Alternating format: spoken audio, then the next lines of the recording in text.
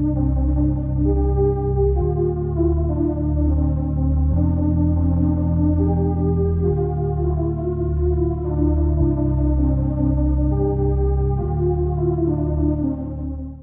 on the home straight now. This is part 4, final part. It's called Denouement, as you can see from my scribble there in the top right hand corner. This is episode 21. So after fantastic recent episodes where you had guest readers, sorry, you're back to me now to take you to the end of the book. This part really is starting to deal with the realisation that Gary Cassidy has gone missing, presumed dead in the Falklands, and the early part of the final section of the book really is focusing on his family, who are trying to deal with the implications of that for them. So here we go. Part 4, Denouement. With permission, Mr. Speaker, I should like to make a statement on the Falkland Islands. Early this morning in Port Stanley, 74 days after the Falkland Islands were invaded, General Moore accepted from General Menendez the surrender of all the Argentine forces in East and West Falkland, together with their arms and equipment. In a message to the Commander-in-Chief Fleet, General Moore reported, "The Falkland Islands are once more under the government desired by their inhabitants. God save the Queen." Mrs. Margaret Thatcher, the Prime Minister, House of Commons Statement, 15th of June 1982. Chapter 13, The Last Post, 21st of June 1982, 9:38 a.m. Ethel, love, come on hen, we need to get ready. Harry was struggling to get through to his wife. For the majority of the last week, she'd sat in a chair nearest the window of her house, watching as people walked past, staring in, some even pointing. There had been a lull in the number of photographers camped outside, and most had gone on Tuesday, after Bobby's pleading and Harry's anger. Last night, though, the night before Gary's memorial service, a significant number had returned. Bobby, can you go and see to your sister? Harry was struggling to hold it together, but he knew it was his final duty to Gary. Bobby, do you hear me? He shouted. He was desperately trying to keep his anger in check. Harry knew that his youngest son wasn't coping well with his brother's death, but disappearing to his girlfriend's house for 3 days midweek, while her father had taken his expanding family to a caravan at Butlins, didn't help. Harry suspected Bobby was away watching the Scotland v Brazil game. He couldn't really criticise, as Harry had watched it too, and he couldn't deny that for a wee while after David Neary had scored, it had distracted him a bit. Nothing short of regularly administered industrial strength Valium was able to do the same for Ethel, though. And Harry was seriously concerned about her ability to make it through the day. In the first 48 hours after the Scots Guards family liaison woman had left, Ethel said little other than implying it was all her fault.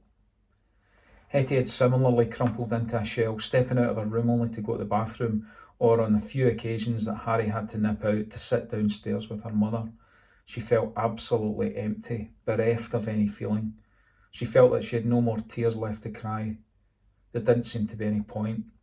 Up until a week ago, her entire life had been focused on passing her O-levels, and she'd had high expectations of passing all 7 with very good grades. A brief conversation months ago with Gary had helped her with the momentum required for concentrated studying, but now all of that seemed totally pointless. She couldn't think straight, couldn't rationalise the events of last week. She had no concept of time. It all seemed so fluid at the moment, minutes into hours, into days, unpunctuated by sleep. Hetty was, understandably, emotionally exhausted. The first time she answered Mickey Martin's telephone call, she accidentally put the phone down before she heard the whole message. When it rang again, she let it ring out. Her dad was out at the shops, Bobby was away, somewhere, and with her mum almost catatonic, there was only her to respond to the incessant ringing. When Mickey phoned again the next day, he immediately apologised and offered his condolences for Gary. Hetty had burst into tears at this, and again the remainder of the message was lost in the fog of her despair. Bobby had also received a phone call during the week, but it was one intended for his dad, which he had intercepted. "Could you let him know that Chief Superintendent Don McAllister would like to speak to him, please? It's about his son," the female voice had said. Bobby had panicked at this and bolted to Lizzie's for a couple of days to give him time to break more bad news to his father during this, the most difficult week of his life. "Dad, there's been a guy looking for you all week, Doc or something. It hasn't been a great line. And I wasn't really listening properly. I'm sorry, Dad." Hetty had come downstairs. She was wearing a short purple dress and some makeup, and she looked much better than she had since well before the news about Gary had been broken to her. Bobby jumped to attention at hearing this information. "Dad, I ken this isn't the best time to tell you this, but that phone call was about me." Bobby was nervously making a knot with the black tie Harry had given him earlier. He turned to face his father. "That phone call she's on about, it's for the police. A guy called Don McAllister."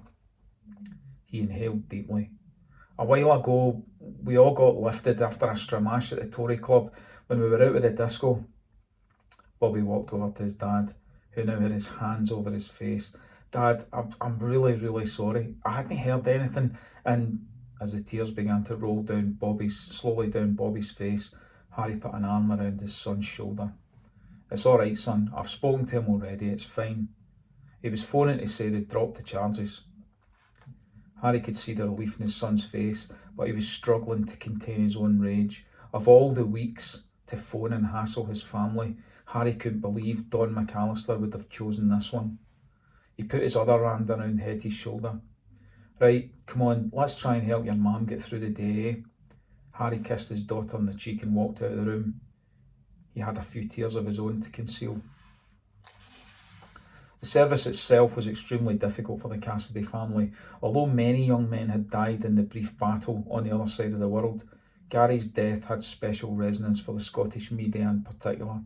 A young war hero had been killed on the last day of a conflict that had not been universally popular north of the border was big news. That his body had not been found and buried along with his colleagues where he fell added a significant emotional poignancy. When the Distinguished Order Medal was part of the story, journalists started dreaming of BAFTAs. But the event had taken the Kilmarnock police by surprise, and camera crews and TV news teams had virtually blocked the cobbled route down Bank Street to get to the Lake Kirk. It was by far the biggest church in the town and had been chosen to accommodate the multitude of people who had turned up to pay tribute or simply to be seen. I knew a simple soldier boy who grinned at life in empty joy, slept soundly through the lonesome dark, and whistled early with the lark. In winter trenches cowed and glum, with crumps and lice and lack of rum, he put a bullet through his brain. No one spoke of him again. You smug-faced crowds with kindling eye, who cheer when soldier lads march by, sneak home and pray you'll never know the hell where youth and laughter go. Bobby struggled to get through this reading of the Sassoon poem, but he knew it would have meant a lot to Gary. When he and his dad were sorting through Gary's stuff, they found this poem ripped out of a school textbook. When they found the same text written out several times in Gary's jotters, they both recognised that it must have had an effect on him. Although the second verse told of a different outcome, Bobby felt that its sombre tone summed up that painful disunion between selfless heroism and pointless sacrifice. At the end of the short service, the Reverend McNeill, who had christened Gary nearly 20 years before, led the Cassidy family past a large framed photograph of a smiling Gary taken on the day of his passing out, and along the flower-bedecked aisle as she walked haltingly, supported by her daughter, Ethel looked up and spotted a vaguely familiar female face. "Oh God, Mary, no!" Ethel fainted right after she said this. The tall man to the woman's right instinctively leapt forward. He called out her name. "Get back, you!" shouted Harry. "Don't you fucking touch her!" Bobby didn't think too much of this at the time. With the full blast of the media outside, his dad had been on edge all morning. Many people had crowded around his mum, and although it seemed a strange thing for his dad to shout, it had been an unbelievably stressful week for him, and in any case, it wasn't entirely clear whom he had been addressing. A doctor had taken Ethel back to the vestry, along with Harry and Hetty. Bobby had been asked by his dad to go on with Joey and Hamish, and Hamish's dad, Stan, to the Masonic Club for the customary wake. Jock Newton had sorted out enough food to have kept all of the Scots Guards going while they were in the Falklands, and even more magnanimously he'd organised a free bar. "It was a good lad, your Gary," said Jock. "Thanks, mate," replied Bobby. "Lazy fucker, mind you." Bobby looked up sharply, but he concealed a smile when he saw Jock Newton wink at him. "In fact, I heard this sergeant was speaking to Gary's platoon. He says, 'I've got a nice wee easy job for the laziest man here. Put up your horn if you're the laziest.' 19 out of 20 men raised their horns, and the sergeant says to their man, 'Why do you not raise your horn?' Gary says, 'Too much fucking trouble, Sarge.'" Bobby looked around before laughing. "Thanks, Mr. Newton. I appreciate everything you've done for my dad. Hey, it's nae problem, son. Look, all this'll get easier, Ken. Your man, your dad'll take a while to go over it, but Gary's done a great thing. It'll no be forgotten, and it'll give yous all real comfort in the future." Bobby pursed his lips, nodded, and carried another tray of whiskies and vodkas away to distribute for his toast to his dead brother. Harry only made a fleeting appearance at the Masonic Club, and many people had left after the soup and the sandwiches. The hardcore of Harry's own mates were settling down for a long night, and Harry felt obliged to show his face for them at least. "Sorry, lads," said Harry. "Ethel finally went down. She's had more sedatives than I could count this week, but Hetty's watching her now." "Mate, there's absolutely no need to apologise. Everybody kens what an ordeal this has been for you. What with all the papers and that." From the nods and winks, it was clear to Harry that Chick Mackenzie spoke for everybody. At that moment, Harry dearly wished he could go and lock the doors to the club and just stay there for the next few weeks, surrounded by people he loved and trusted, but he knew he had to go home. He knew the situation with Ethel was going to get worse, and most of all, he knew he had to speak face to face with Don McAllister. When he finally opened his front door, 10 hours after he'd initially opened it to take his family to a memorial service for his dead son, he found a letter postmarked through the letterbox. There was no stamp, no postmark, and only one 5-lettered word handwritten on the envelope. Inside, the brief note read, "Harry, I'm truly sorry about today, but I need to speak to you. I'll be waiting for you tomorrow at 1 o'clock at the Cochrane, out near Gatehead. Please come. We need to sort things out. DM." Harry screwed up the paper and threw it at the bin.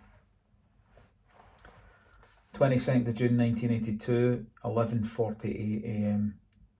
Harry buttoned his sports jacket, looked at the bags under his eyes and the mirror at the front door, and shouted up the stairs, "Hetty, I need to go. I'll be back in a couple of hours." There was no response from the teenager's room. Harry felt bad about leaving her in charge of Ethel yet again. He resolved to sit Bobby down and make him appreciate that he had to pull his weight a bit more in terms of looking after his mum and taking some of the pressure off Harry, and especially Hetty. "Hetty, did you hear me?" Still no response. Harry sighed deeply and started to climb the stairs. He first looked into his own room and saw Ethel still sleeping the sleep of one whose senses had been medically numbed. Harry then passed Bobby's empty room to the smallest bedroom at the end of the hall. The door was only slightly open, but by looking in the reflection in a small Coca-Cola mirror at eye level on the wall next to the door, Harry could see that his daughter was lying slumped across the bed, still fully clothed. "Oh my God, Hetty!" Harry burst into the room as soon as he saw the brown pill bottle lying discarded on the floor at the side of her bed. "No, not my head!" Harry's heart was pounding as if it was going to vault straight out of the cavity in his chest. What is it, Dad? What's wrong, Dad?" Hetty jumped up, makeup stained down one side of her face and all over her bed covers. Harry began sobbing as he threw his arms around his daughter and pulled her close to him. "Dad, is it Mum? What's wrong?" Hetty was also now crying. It's just, I saw the bottle there. I thought you'd taken the pills. Harry wiped his eyes and turned to look at her. I couldn't cope if anything happened to you too. Oh, Dad, I took them out of your room because I was worried about Mum. She's acting really strange last night.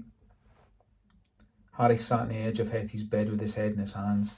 It was Hetty's turn to comfort him. I'd never have done anything like that, Dad. I'm struggling to hold it together here, but we'll all get through this eventually. Hetty got up and looked at the image that presented itself. My God, look at the state of me. I must have fell asleep the minute I lay down. I'm absolutely knackered. Dad, you must be too. Harry got up and wiped his face. He was embarrassed at his daughter's maturity in the face of his despair. Hetty, I need to go out just now. Harry was breathing heavily, but he'd recovered his composure. I'll be away for a wee while. Harry turned towards the door. Where are you going, Dad? Said Hetty. I've just got to go and see somebody. Just a message today, replied Harry. He paused and then turned to look back at his youngest child. I love you, Hetty. You ken that, don't you? Aye, Dad, I do. I really do.